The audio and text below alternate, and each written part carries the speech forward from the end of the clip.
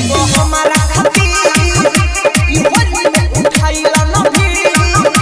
जे खती खती ढोढी के गलिया कथी अब न भइल बे बायोती जे खती खती ढोढी के गलिया कथी अब न भइल बे बायोती